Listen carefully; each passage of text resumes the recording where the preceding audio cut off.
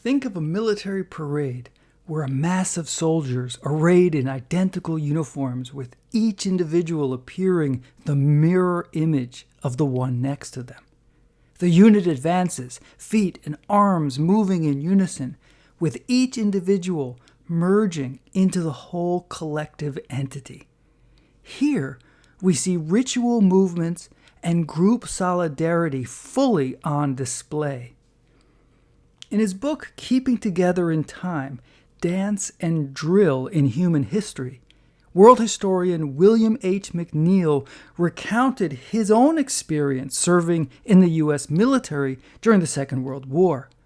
When in training, they seemed to endlessly march for what struck him as no apparent reason, until he eventually discerned that the process wasn't about marching itself, but about its significance for forging bonds between individuals and with the group as a whole. The link between ritual movements and group solidarity have deep roots in human history, and we see this clearly in the role of dance in the human experience. Dance is both a pleasurable activity, as we feel a natural urge to tap our feet or move our bodies to a particular rhythm, and it also provides a means through which individuals merge together as a group, from a military training to an urban rave. The importance of dance cuts across every continent and cultural tradition and across time. In fact, the earliest extant art that depicts humans regularly shows them in dance. Anthropologists describe how dance was a key ritual used to enable and encourage large groups to manage as a community, beyond small bands of related individuals.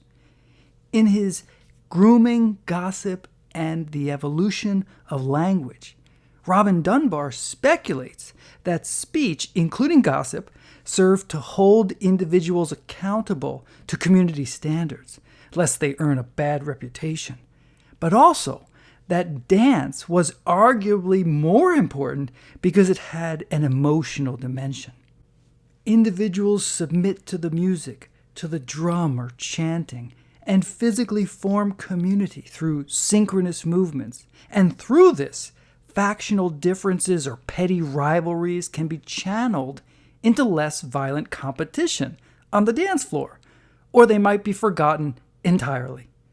One neuroscientist has suggested that dance is the biotechnology of group formation. There was a built-in evolutionary advantage for groups with closer ties of community to be more effective against those with weaker group bonds. The dance worked to bind people, but it was also pleasurable, and one's prowess in dance was a way to shine and to gain status, which had its own advantage in terms of sexual selection. In her book, Dancing in the Streets, A History of Collective Joy, Barbara Ehrenreich suggests that there may have been a link between dance and the defense of a group against predators, with defenders stomping and waving their arms together, and with the individuals appearing like a single colossal beast staring down the threat.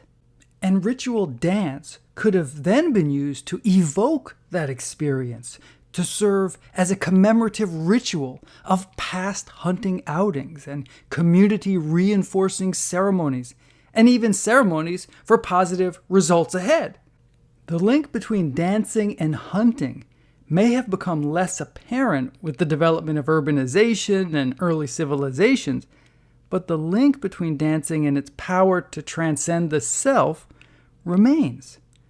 Dancing, for example, is a common image of ancient Greek art and Mediterranean religious practices, as in the worship of Dionysus, when the practitioner lost her sense of self through ecstatic dance accompanied by music. Through this, worshippers reached a state of mind referred to as enthusiasmos, literally meaning that they had the God within them, That is, they experienced the loss of self, entering a union with the divine through the ritual, dance, and music. And this is memorably depicted in Euripides' play, The Bacchae, where Corinthian women were called by the god to leave the city and make their way to the wilds of the mountain outside the urban setting, where they worship the god with music and ecstatic dance. The drama of the play emerges when the king of Thebes denied the worship of Dionysus and visited the women in the mountains. There, the ecstatic worshippers mistook him for a wild animal and tore him to pieces, his own mother among those worshippers. Note how this again reveals a link between dance and group solidarity and hunting. When Christianity emerged in the Mediterranean, it inherited cultural practices of dance, and these continued in Christian form at weddings and church festivals and various events. Yet Christian leaders were greatly concerned about the threatening power of dance, and they sought to assert control over it, condemning the sensual enjoyment of dance as the religious establishment tried to assert control over the body to channel human desire in directions it approved. One church father wrote at the end of the 4th century, "For where there is dance, there also is the devil." Dance was pushed out of Christian worship, though it remained alive and well outside of that setting.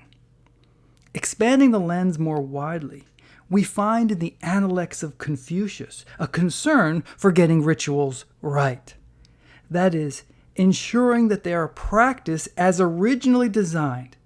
And this included music and the associated movements or dance that went with them. A visual link between the divine realm and the human one is evident in the depiction of the South Asian god Shiva as Lord of the Dance, drum in hand, surrounded by a cosmic fire which represented the cosmos, all of which Shiva has brought into existence through dance. His creative act generated the world until he will speed up the tempo and bring everything into conflagration. Shiva the destroyer brings all to an end, but then his dance will start again to renew all creation. Finally, let us note the ritual practice of the Mevlevi order, the Sufi way established by Rumi in the 13th century, where dance is the pathway for union with the divine.